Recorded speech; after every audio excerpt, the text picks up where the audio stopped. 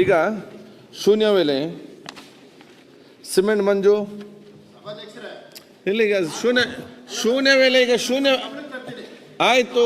ಅನುಮತಿ ಕೊಡ್ತೀರಾ ಬಿಡ್ತೀರಾ ಎರಡನೇದು. ಅಲ್ಲ, ನಾನು ಇವತ್ತು ಒಂದು ಹಕ್ಕುಚ್ಯುತಿ ಮಂಡಿಸಿದ್ದೀನಿ.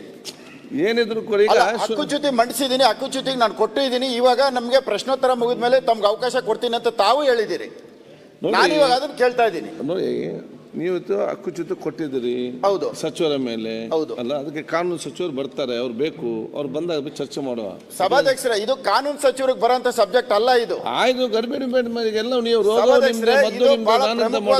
ದಯವಿಟ್ಟು ತಮ್ಮ ಗಮನಕ್ಕೆ ತರ್ತೇನೆ. ನೀವು ಕೊಟ್ಟಿದ್ದೀರ, ಚರ್ಚೆ ಮಾಡಿ. 300 ಕೋಟಿ ಬೆಲೆ ಬಾಳುವಂತ ಒಂದು ಆಸ್ತಿ. ಮತ್ತೆ ನೋಡಿ, ಈಗ ಅದು ಚರ್ಚೆ ಮಾಡಿ ಶೂನ್ಯ ವೇಳೆ. ಈಗ ಸಭಾಧ್ಯಕ್ಷ ಅವ್ರು ಬರ್ಲಾಗ ಮತ್ತೆ ಚರ್ಚೆ ಮಾಡಿ ಹೇಳ್ತೇನೆ. ಸಭಾಧ್ಯಕ್ಷ, ನನಗೆ ಒಂದು ನಿಮಿಷ ಮಾತಾಡಕ್ಕೆ ಅವಕಾಶ ಈಗ ನೋಡಿ, ಶೂನ್ಯ ವೇಳೆ ನೀವು ನನಗೆ ನೀವು ಅಲ್ಲ, ಇದು ಶೂನ್ಯ ವೇಳೆ. ಈಗ ಪ್ರಶ್ನೋತ್ತರ ಮುಗಿದ ಮೇಲೆ ನನಗೆ ಉತ್ತರ ಕೊಡ್ತೀನಿ ಅಂತ ತಾವ್ ಹೇಳಿದ್ರಿ. ಅದೇ ಪ್ರಶ್ನೋತ್ತರ, ಅದ ಶೂನ್ಯ ವೇಳೆ ಇದೆ ಸಿಸ್ಟಮ್ಯಾಟಿಕ್ ಆಗಿ. ಮತ್ತೆ ಮಾತಾಡ್ತೀನಿ. ನಿನ್ನೆ ತಾವ್ ಹೇಳಿದ್ರೆ ನಾನು ಕೇಳ್ತಾ ಇರೋದು ಅದನ್ನ ನಾನು ಹೇಳಿ, ಈಗ ಕೇಳುವಾಗ ಕೇಳಿ ನೀವು ಏನಂತ ಹೇಳಿದ್ರೆ, ಈಗ ಪ್ರಶ್ನೋತ್ತರ ಆಗಿದೆ, ಲಿಖಿತ ಉತ್ತರ ಕೊಟ್ಟಿದ್ದಾರೆ, ಈಗ ಶೂನ್ಯ ವೇಳೆ ಯಾವಾಗ ಕೊಡ್ತೀರಿ ಹೇಳಿ? ನೋಡಿ, ಲಾ ಮಿನಿಸ್ಟರ್ ಬರ್ಲಿ, ಬಂದ ಕೊಡ್ತೇನೆ. ಅಲ್ಲ, ಇದರಲ್ಲ ಬೇಕಂತ ನೋಡಿ, ಸರ್ಕಾರದ ಮೇಲೆ ಕೊಟ್ಟಿದ್ದಾರೆ.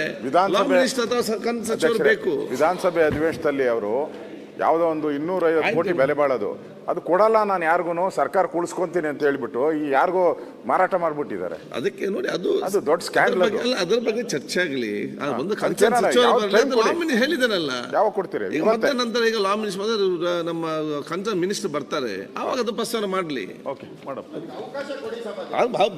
ಕರೆಕ್ಟ್, ನಾವು ಕೊಡ್ತೇವೆ. ಅದು ಅಲ್ಲಿ ಬೇಕಲ್ಲ. ನಿಮಿಷ ಸಿಮೆಂಟ್ ಮಂಜು ಅಧ್ಯಕ್ಷರೇ, ನೀವು ಕಾನೂನು ಸಚಿವರ ಮೇಲೆ ತಗೊಳ್ಳಿಕ್ಕೆ ಅಂತ ತೊಂದರೆ ಇಲ್ಲ. ರೂಲ್ಸ್ ಏನ್ ಹೇಳುತ್ತೆ? ಕ್ವಶನ್ ಅವರ್ ಆದ ತಕ್ಷಣ ಹಕ್ಕುಚ್ಯುತಿ ತಗೊಳ್ಬೇಕು ಅಂತ ರೂಲ್ಸ್ ಹೇಳುತ್ತೆ. ನೀವು ರೂಲ್ಸು ಕ್ವಶನ್ ಅವರ್ ಆದ ತಕ್ಷಣ ಹಕ್ಕುಚ್ಯುತಿ ತಗೊಳ್ಬೇಕು ಅಂತ ಹೇಳುತ್ತೆ. ನೀವು ಕಾನೂನು ಸಚಿವರು ಬಂದ ನಂತರ ತಗೊಳ್ತೀರಿ. ಹಕ್ಕುಚ್ಯುತಿ ನೋಡಿ ಕೇಳಿ, ಹಕ್ಕುಚ್ಯುತಿಯಲ್ಲಿ ಬೇರೆ ವಿಚಾರ. ಹಕ್ಕುಚ್ಯುತಿ ಕೊಟ್ಟ ತಕ್ಷಣ ನನಗೆ ಬೇಕಾದ್ರೆ ಕಮಿಟಿಗೆ ರೆಫರ್ ಮಾಡ್ಬೋದು, ಇಲ್ಲಿ ಮಾತಾಡಲಿಕ್ಕೆ ಅವಕಾಶ ಕೊಡಬೇಕಂತ ಇಲ್ಲ. ಇದು ಸಚಿವರ ಮೇಲೆ ಮತ್ತು ಸರ್ಕಾರದ ಮೇಲೆ ಕೊಟ್ಟ ಕಾರಣ ಬರಲಿ ಅಂತ ನೋಡುವ. ಒಂದು ಉತ್ತಮ ಸಕಾರಾತ್ಮಕತೆ ಓಕೆ. ಇವತ್ತು ತಾವು ಅದನ್ನ ಮಾರ್ಕ್ ಮಾಡಿದ್ರಿ, ಆದ್ರೂ ಇವತ್ತು ಸಬ್ಜೆಕ್ಟ್ ಬಂದಿಲ್ಲ. ಅಲ್ಲ, ಇವತ್ತು ಬಹಳಷ್ಟು ಶಿಕ್ಷಣ ಏನಿದೆ, ನಾಳೆ ಕೊಡುವಾಗದು ಇಲ್ಲ. ಸಭಾಧ್ಯಕ್ಷ, ನಾಳೆಗೆಲ್ಲ ಓಡಾಬಿಟ್ಟ ಮೇಲೆ ಈ ಸಬ್ಜೆಕ್ಟ್ ಹೋಗ್ಬಿಡುತ್ತೆ. ಕೊಡುವ ಆ ಒಂದು ಅವ್ಯವಹಾರಕ್ಕೆ ಸಹಾಯ ಮಾಡ್ದಂಗೆ ಆಗತ್ತೆ. ಆಯ್ತು, ಈಗ 4 ಇವತ್ತು ಶಿಕ್ಷಣ ಈ ಒಂದು 300 ಕೋಟಿ ಅವ್ಯವಹಾರಕ್ಕೆ ಬರ್ಲಿ, ಬಂದಾಗ ಸಚಿವರು ಬಂದಾಗ ಕೊಡ್ತೇನೆ, ಮಾತಾಡಿಗೆ ಅವಕಾಶ ಕೊಡ್ತೇನಲ್ಲ. ಸಿಮೆಂಟ್ ಮಂಜು, ಸಿಮೆಂಟ್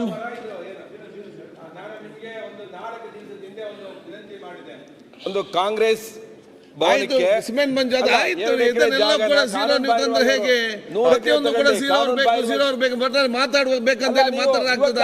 ಆಯ್ತು, ಈಗ ಸಿಮೆಂಟ್ ಮಂಜು ಮಾತಾಡಿ ಕಾಲಿಂಗ್ ಕೊಡುವ ಅಂತ ಹೇಳಿದೆ ನಾನು. ಕಾಲಿಂಗ್ ಕೊಡುವ ಬಂದಿಲ್ಲ ಅಂದ್ರೆ 3 ದಿವಸ ಆಯ್ತು, ಕ್ಯಾರಿ ಫಾರ್ವರ್ಡ್ ಆಗ್ತದೆ, ನಾಳೆಗೆ ಕೊಡುವ. ಸಿಮೆಂಟ್ ಮಂಜು ಅವರೇ. ಮಾನ್ಯ ಸಭಾಧ್ಯಕ್ಷರೇ, ಸಕಲೇಶಪುರ ವಿಧಾನಸಭಾ ಕ್ಷೇತ್ರದಲ್ಲಿ ಆಲೂರು ತಾಲೂಕು, ಸಕಲೇಶಪುರ ತಾಲೂಕು, ಹಾಸನದ ಕಟ್ಟಾಯ ಹೋಬಳಿ ನಮ್ಮ ಕ್ಷೇತ್ರದ ವಿಧಾನಸಭಾ ಕ್ಷೇತ್ರದ ವ್ಯಾಪ್ತಿಗೆ ಬರುತ್ತೆ. ಸಭಾಧ್ಯಕ್ಷರೇ, ಈ ಬಾರಿ ಮುಂಗಾರು 1 ತಿಂಗಳಿಗಿಂತ ಮುಂಚೆ ಆರಂಭವಾಗಿ ಸಭಾಧ್ಯಕ್ಷರೇ, ನಮ್ಮ ಸಕಲೇಶಪುರದಲ್ಲಿ ಅತಿ ಹೆಚ್ಚು ಮಳೆಯಾಗಿ ನಮ್ಮ ಸಕಲೇಶಪುರದಲ್ಲಿ ಏನು ನಮ್ಮ ಒಂದು ವಾಣಿಜ್ಯ ಬೆಳೆ, ಮುಖ್ಯ ಬೆಳೆ ಇದೆ, ಕಾಫಿ ಇರ್ಬೋದು, ಏಲಕ್ಕಿ ಇರ್ಬೋದು, ಮೆಣಸು ಇರ್ಬೋದು, ಅಡಿಕೆ ಇರ್ಬೋದು. ಅದೇ ರೀತಿಯಲ್ಲಿ ಆಲೂರು ತಾಲೂಕಿಗೆ ಬಂದರೆ ಜೋಳ ಇರ್ಬೋದು, ಅಡಿಕೆ ಇರ್ಬೋದು. ಅದೇ ಕಟ್ಟಾಯ ಹೋಬಳಿಗೆ ಬಂದರೂ ಕೂಡ ಜೋಳ ಇರ್ಬೋದು, ಬೇರೆ ಬೇರೆ ಬೆಳೆಗಳು ಸಂಪೂರ್ಣವಾಗಿ ಸರ್ವನಾಶ ಆಗಿದ್ದಾವೆ. ನಮಗೆ ವರ್ಷಕ್ಕೊಂದೇ ಬೆಳೆ ಸಭಾಧ್ಯಕ್ಷರೇ, ಕಾಫಿ. ಈ ಸತಿ ಕಾಫಿ ಕುಯ್ದರೆ ಮತ್ತೆ ಮುಂದಿನ ವರ್ಷನೇ ಕಾಫಿ ಕುಯ್ಬೇಕು. ಈ ಸತಿ ಆದಂಥ ಗಾಳಿ ಮತ್ತು ಮಳೆಗೆ ಸಂಪೂರ್ಣವಾಗಿ ಕಾಫಿ ಮತ್ತು ಮೆಣಸು ನಾಶ ಆಗೋಗಿದೆ. ನಾಶ ಆಗಿ ಎಲ್ಲ ಭೂಮಿಗೆ ಬಿದ್ದು ಕೊಳ್ತೋಗ್ತಕ್ಕಂಥ ಪರಿಸ್ಥಿತಿ ಬಂದಿದೆ ಸಭಾಧ್ಯಕ್ಷೆ.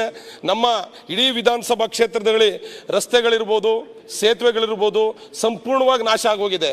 ನಾನು ಮಂತ್ರಿಗಳಿಗೂ ಕೂಡ ಸರ್ಕಾರಕ್ಕೂ ಕೂಡ ಹಲವು ಬಾರಿ ಮನವಿನ ಮಾಡಿದ್ದೀನಿ. ಹೇಳ್ತೀನಿ ಒಂದು ನಿಮಿಷ. ಅದೇ ನೋಡಿ, ಇಲ್ಲಿ ಸಮಸ್ಯೆ ಏನಿದೆ ನೀವೆಲ್ಲ ವಿಚಾರ. ಹೌದು, ನಾನು ಅದು ಮತ್ತೆ ನಮ್ಮ ಫಸ್ಟ್ ಟೈಮ್ ಹೇಳ್ದು ಕೇಳಿಯಪ್ಪ. ನಾನು ಏನು ಹೇಳ್ತೇನೆ, 0 ಅವರ್ ಗಮನಿಸಲು ಸೂಚನೆ, ಅದಕ್ಕೆ ಅದೊಂದು ವಿಚಾರ ಇದೆ. 0 ಅವರಲ್ಲಿ ನಿಮ್ಮ ವಿಷಯವನ್ನು ನೀವು ಜಸ್ಟ್ ಪ್ರಸ್ತಾಪನೆ ಇವತ್ತು ಮಾಡಬೇಕು. ಇಡೀ ಇಷ್ಟು ತಗೊಂಡು ಹೋಗಿ ಇಲ್ಲಿ ಟೈಮ್ ಇಲ್ಲ, ಅದಕ್ಕೆ 0 ಎಮರ್ಜೆನ್ಸಿ. ಮತ್ತೆ ನೀವು ಕೇಳಿದ್ದೀರಿ ಆಯ್ತು, ನಾನು ಹೇಳ್ದು ಕೇಳಿ. ನಾವು ಯಾಕೆ ಅದನ್ನು ಎಮರ್ಜೆನ್ಸಿ ಕೊಟ್ಟೆ ಅಂತ ನೀವು ಬಂದು ಹೋಗ್ಲಿಕ್ಕೆ ಸಾಧ್ಯ ಅಂತ ಅದು ನೀವು ವಿಷಯ ಜಸ್ಟ್ ಅಲ್ಲಿ ಪ್ರಸ್ತಾವ ಮಾಡಿ, ಮತ್ತೆ ಸರ್ಕಾರಕ್ಕೆ ಉತ್ತರ ಕೊಡ್ತದೆ. ಎಲ್ಲ ವಿಚಾರ ಹೇಳ್ಬೇಕಂತಿಲ್ಲ. ಸಭಾಧ್ಯಕ್ಷ, ಈಗ ನಮ್ಮ ಕ್ಷೇತ್ರದಲ್ಲಿ ಆಗಿರ್ತಕ್ಕಂಥ ಬೆಳೆ ಹಾನಿ, ರೈತರಿಗಾಗಿರ್ತಕ್ಕಂಥ ಅನ್ಯಾಯ, ಬೆಳೆಗಾರರಿಗಾಗಿರ್ತಕ್ಕಂಥ ಸಂಪೂರ್ಣ ಬೆಳೆ ನಾಶ ಆಗಿ ಬೆಳೆಗಾರರು ಚೇತರಿಸ್ಕೊಳ್ಳಿಕ್ಕೆ ಸಾಧ್ಯ ಇಲ್ಲ. 150 ಇಂಚು ಮಳೆ ಆಗ್ತಕ್ಕಂಥ ಜಾಗದಲ್ಲಿ 250 ಇಂಚು ಮಳೆ ಆಗ್ತಕ್ಕಂಥ ಪರಿಸ್ಥಿತಿ ಆಗಿದೆ. ನಮ್ಮ ಬೆಳೆಗಾರರ ಕಷ್ಟಕ್ಕೆ ಧಾವಿಸಬೇಕು. ಏನು NDRF ತರ ಸ್ಟೇಟ್ದು SDRF ಇದೆ, ಆ ಗೈಡ್ಲೈನ್ಸ್ ಪ್ರಕಾರವಾಗಿ ನಮ್ಮ ರೈತರುಗಳಿಗೆ ಸಂಪೂರ್ಣ ಪರಿಹಾರ ಕೊಡಬೇಕು. ರೈತರ ಕಷ್ಟಕ್ಕೆ ಸರ್ಕಾರ ಧಾವಿಸಬೇಕು. ಇಲ್ಲ ಅಂತ ಹೇಳಿದ್ರೆ ರೈತರು ಬಾಳು ಸಂಪೂರ್ಣ ಸರ್ವನಾಶ ಆಗ್ತಕ್ಕಂಥ ಸಂದರ್ಭ ಇದೆ. ದಯವಿಟ್ಟು ಸರ್ಕಾರ ಆಗಿರ್ತಕ್ಕಂಥ ಎಲ್ಲ ಬೆಳೆಗಳಿಗೆ ಪರಿಹಾರ ಕೊಡ್ತಕ್ಕಂಥ ಕೆಲಸವನ್ನು ಮಾಡಬೇಕು. ಸಭಾಧ್ಯಕ್ಷ, ಸರ್ಕಾರ ಇವತ್ತು ಕೊಡ್ತಾರೆ. ಮಾನ್ಯ ಸಭಾಧ್ಯಕ್ಷರೇ, ನಾನೊಂದು ಹೇಳ್ಬಿಡ್ತೀನಿ. ನೀವು ನನಗೆ 5 ದಿನ ಆದ್ರೂ 0 ಅವರ್ ಕೊಡ್ಲಿಲ್ಲ. ಆಯ್ತು ಸುರೇಶ್ ಗೌಡ, ಅಲ್ಲ, ನಾನು ಬುಕ್ ಕೊಡ್ತೀನಿ. ನಾನು ನಿಯಮದ ಪ್ರಕಾರ ಇದ್ದೀನಿ.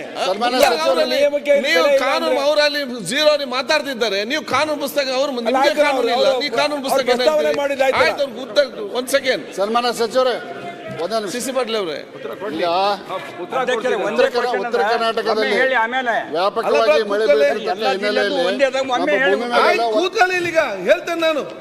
ಒಂದೊಂದು ಏನು ನೀರು ನಿಂತಿದೆ ಭೂಮಿ ಮೇಲೆ ಇದ್ದಂತ ಹಾರ್ವೆಸ್ಟಿಂಗ್ ಬಂದಂತ ಹೆಸರು ಸಂಪೂರ್ಣವಾಗಿ ನಾಶ ಆಗಿದೆ. ಅದಕ್ಕಾಗಿ ಬೆಳೆ ಹಾನಿ ಆಯ್ತು. ಸಿಸಿ ಪಾಟೀಲ್ ಏನ್ ಎದ್ದು ಮಾತಾಡ್ತೀರಿ? ಆಯ್ತು ಆಯ್ತು.